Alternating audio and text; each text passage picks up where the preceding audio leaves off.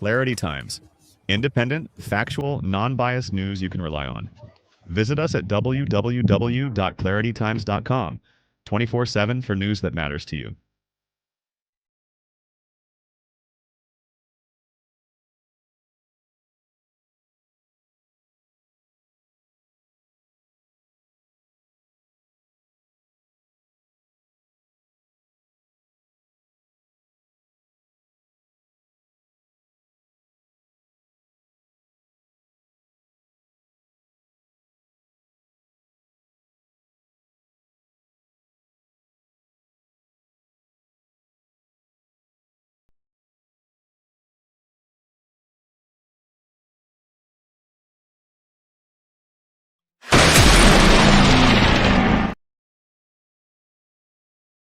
Clarity Times. Independent, factual, non-biased news you can rely on. Visit us at www.claritytimes.com 24/7 for news that matters to you.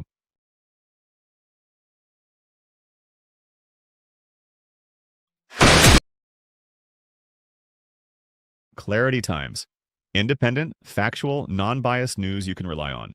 Visit us at www.claritytimes.com 24/7 for news that matters to you. This country who go to private schools don't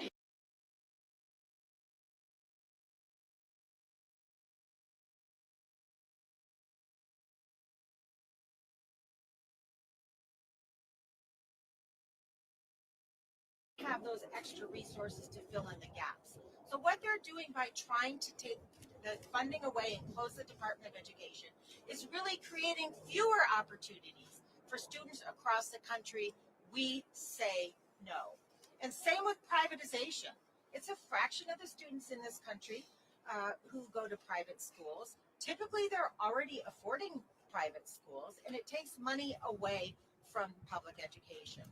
I represent Portland, Oregon, but I also represent a lot of rural areas. And I can't imagine what they would say if somebody said, we're taking away your dollars for your public school. It's the heart of your community. We're going to give it, here's a voucher for your kids. They can go to another school. Guess what? There is no other school.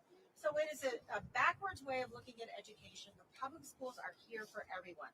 I also want to say it's really important for higher education. Higher education should be available to anyone who wants it. It's unaffordable. Dismantling and defunding public education would make it even less affordable and less accessible. So this is a wrong direction for our country. We're here to fight this. And as you heard, we just need a few Republicans to join with us, but we also have the public with us because public schools are for the public, and let's fight for them and for public education. Great.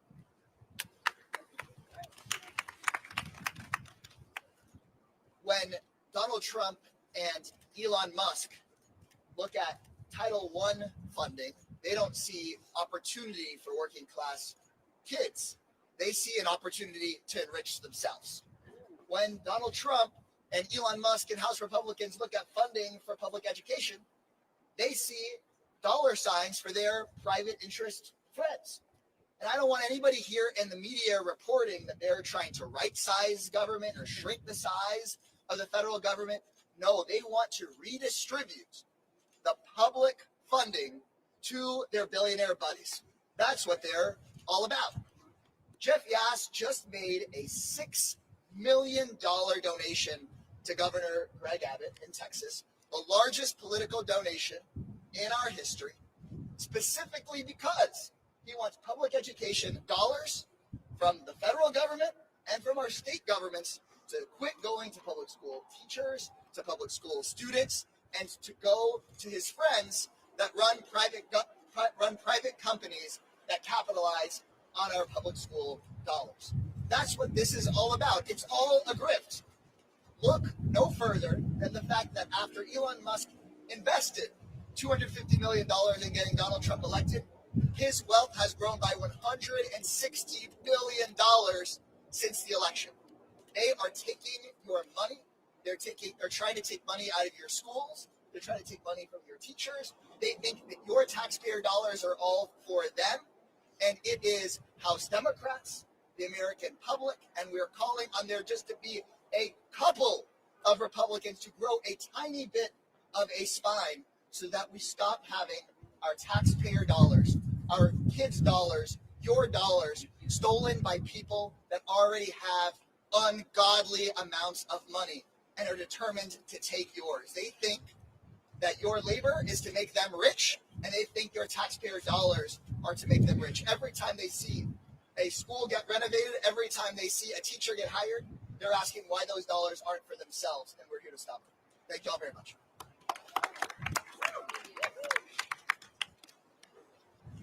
I'm John Mannion. I'm from Syracuse, New York. I was a public education teacher for almost 30 years, and my wife also a public education teacher for almost 30 years.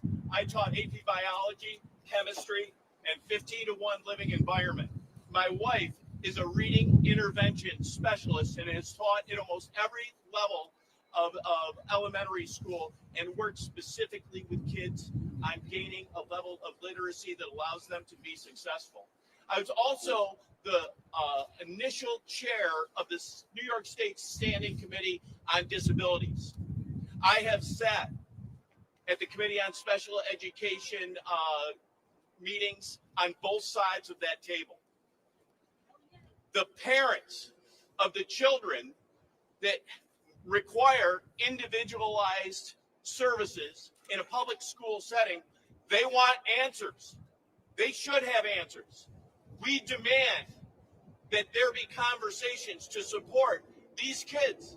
We all need support when we go to school, but some of us need specialized supports. So when we're talking about dismantling the Department of Education, what we're talking about is larger class sizes, those kids not getting those individualized services, the removal of athletics, arts, science, music. I asked to borrow this tie today. It's not my tie, it's my son's tie. He wore it at band concerts starting in 4th grade in a public school when he learned how to play the baritone. And I'm a teacher, which means in 4th grade, I stood behind him and I tied this tie. But you know what happens in public schools? One day that kid comes down the stairs from his bedroom and he's already tied that tie himself, right? And that's what happens in public schools. You gain the skills and the knowledge to be successful. The sign that the leaders of a civilization are not committed to its future is the failure to fund the education of their children. And these people and I will not stand here silently as they steal taxpayer dollars from special education students. We will not stand for it we're not going to stand for it here, and everything that's happening around this town where the hands are in these departments that have served this country and allowed us to be successful and true to the values that we're supposed to have. We will not stand silent. I will not stand silent. Parents, students, we stand with you. Thank you.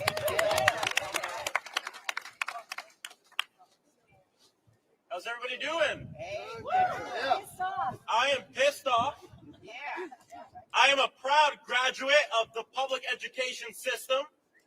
I'm the proud son of a mother. My mom just retired as a public school educator of 37 years, teaching special education all 37 years. And education is top of mind for me right now because I got some bad news that 2 days ago, my high school principal passed away, Mr. Lisby. And I talked about him on the floor yesterday. I was a little bit of a troublemaker when I was a kid, believe it or not.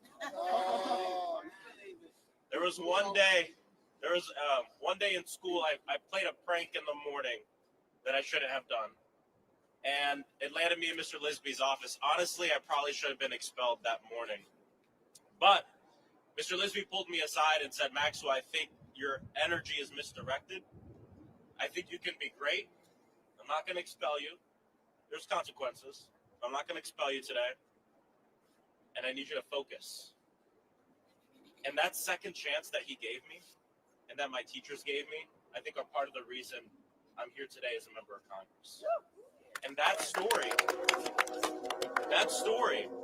of second chances, that story of love, that story of pouring everything you have into your students is the story of public education.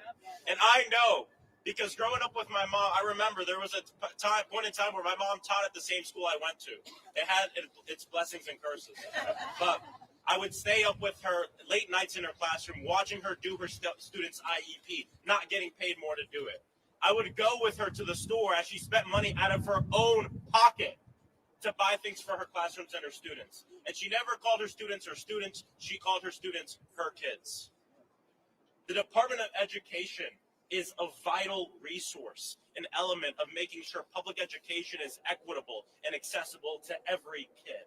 And don't tell me that you think that education is the path to greatness and that education is the great equalizer, and then turn around and think that we need to get rid of this building and the people and public servants that work in it to support teachers and education across this entire country.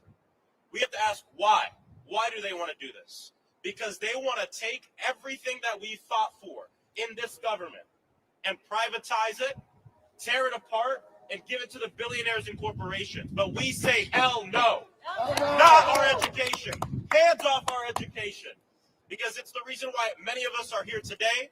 It's the thing that sees every kid, whether it's a prankster, whether it's a straight A student, whether it's a band kid. I'm a band kid too. I went to a public art school, and band changed my life.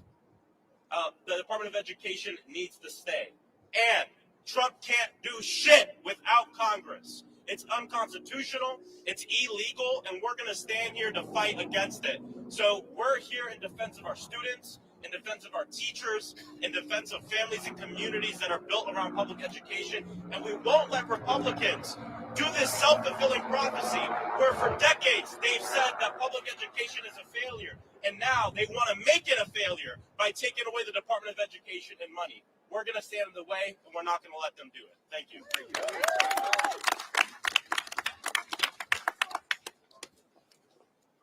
Buenos dias, everyone. Yes. My name is Veronica Escobar. I represent an economically disadvantaged community, the community of El Paso. Every single one of our school districts is a Title I school district. So my community will be devastated because of what Elon Musk and Donald Trump want to do. And look, let's be clear. All of us support more efficient government. We all support getting rid of waste, fraud, abuse, and corruption. So let's start with Elon Musk's contracts of $15 billion. Let's start with the fossil fuel subsidies of $700 billion. Notice that they are not starting with those big ticket items that they love. They are instead focusing on our teachers, our universities, the families in our communities that depend on education. And as my colleague Greg from Texas mentioned, our institutions in Texas, our educational institutions in Texas are under assault by state Republicans and now by Republicans at the federal level. And it's not to give the money back to the American people, okay? This is not about refunding tax dollars. You're never gonna hear Elon Musk or Donald Trump say, we're trying to save money to send it back to you. No, they are trying to defund our institutions, get rid of our federal workforce and hurt families so that they can line their own pockets.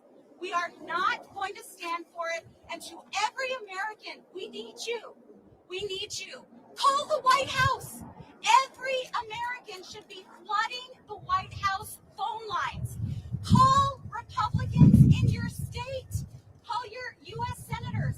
Call your U.S. congressmen. Democrats are with you. We see you. We hear you. We are fighting for you. We need you to help us put the screws and the pressure to Republicans so that they understand they can't get away with theft in broad daylight. So all of us are going to keep fighting for you, for this country, for our communities. We need every single one of you to get in the game with us so so that we can save the United States of America and save our country. Thank you all.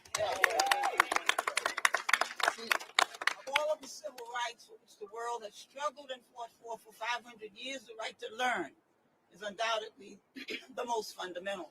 I'm Congresswoman Alma Adams, and I am a 40-year retired professor who trained public school teachers. I went to public schools. My children went to public school. My daughter teaches in public schools. All of my children and grandchildren have attended public schools. Public schools are for all of our children. And if we get rid of public schools, then we get rid of their future. Now, what's happening here at the Department of Education is dangerous, it's reckless, and it's completely unacceptable. Now, Elon Musk and his unqualified tech minions are breaching federal laws, and we're not going to have it. Who knows what they're doing with the information? Who knows what they're doing with it? The Department of Education, if it's shut down, who's going to take care of these 26 million kids who rely on Title I funding? Who will take care of the 7.5 million with disabilities? Who will take care of the millions of students applying for financial aid, waiting to hear if they qualify and if they have the money to go to school? You know, why are political appointees with no experience in education suddenly making decisions about our children's future? Now, I remember Abraham Lincoln, who said that a child is someone who's going to carry on what we started. They're going to sit where we're sitting, and when we're gone, they will attend to those things that we think are important. All of our books are going to be judged, praised, or condemned by them. Why? Because the fate of humanity is in the children's hands. Let's continue to make sure that we take care of our children. Let's come together, that the parents and the children and all of us here in Congress, we're going to fight. We're going to fight. We're going to make sure that public schools stay intact. This building behind me needs to stay. The people who serve in this building, who work for our children, need to continue to do that work. And let's remember that our future will depend on the future that we give to our kids. Thank you. Good morning, everyone. I'm really delighted to be here with my colleagues, both on the Education and Workforce Committee and throughout Congress. It is fascinating that they are coming after public education, because when you talk about private schools or vouchers, in these spaces, people get to choose which kind of student they are going to accept. It is the public schools that parents get to decide where their children get to go. And when you think about Elon Musk and Trump, people who have had in their ranks folks who are eugenists, who believe that there are certain types of people that should be alive, should exist, should have opportunities, it should be of concern for all of us. When you have a president who has made fun of people with disabilities, it should be of concern to us. When you have people who have all, as billionaires, gone to private schools, it should be of concern to us. When you hear the nationalized surveillance they are creating by collecting the private data that is within our government, it should be of concern to us. When you see the kind of conflict of interest Elon Musk has with his connections to China, and now his minions have access to the most personal private data of the American public, it should be a national security concern to us. If the American people do not wake up to what is being created, we might not have an opportunity to fight back the authoritarian dictatorship that is in the making. This is not just about going after public education. This is about going after the systems of governance we have in this country. Elon Musk, who grew up in apartheid, Yes. Trump, who worships dictators around the country, and strongmen are not interested in our constitutional republic. They are not interested in upholding our democracy. They are not interested in abiding by the Constitution as they sidestep the congressional powers we have in Article 1. They are not interested in abiding by the court orders that our judiciary system is doling out. So you, the American public, have to stand up. Democrats are ready to fight for your rights, to fight for the country we all love, to protect the America that so many people envy. But you have to also be willing to pay attention to what is happening and hold the people you sent to Washington to represent you accountable.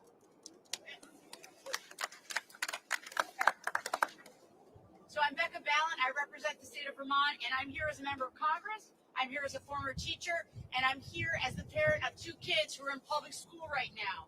And I'm here today to stand up for all those kids and all of those teens that are in public schools across this country.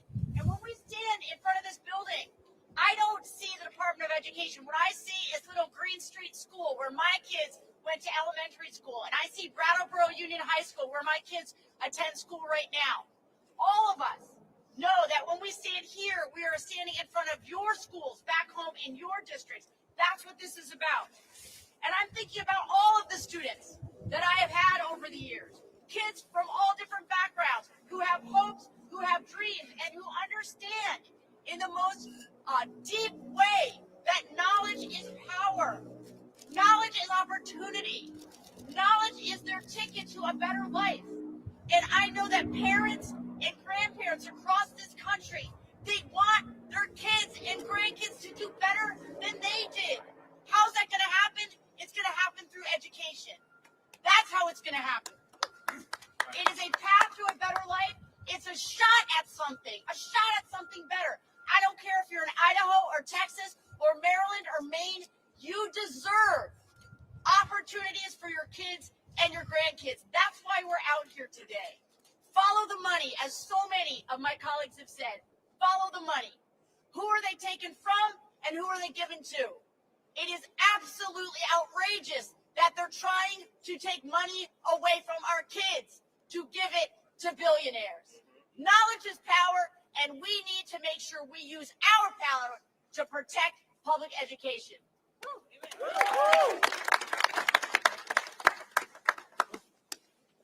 Thank you very much, colleagues, for being here. I want to just reiterate that we are here on an oversight mission, a congressional oversight mission. That is the constitutional role of Congress. We are disturbed that Donald Trump has said that he will issue an executive order to dismantle and abolish the Department of Education. I repeat, he cannot do that. That is illegal.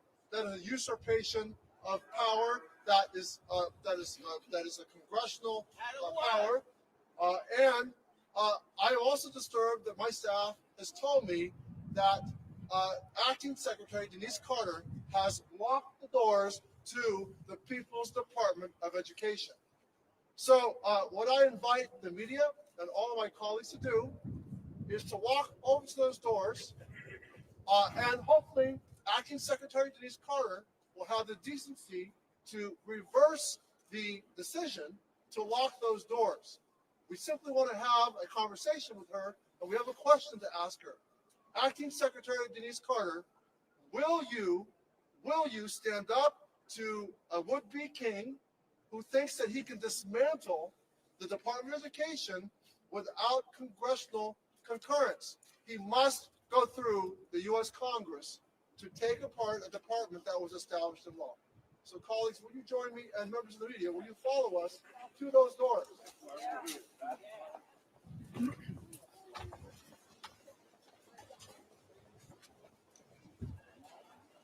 Clarity Times. Independent, factual, non-biased news you can rely on. Visit us at www.claritytimes.com 24/7 for news that matters to you.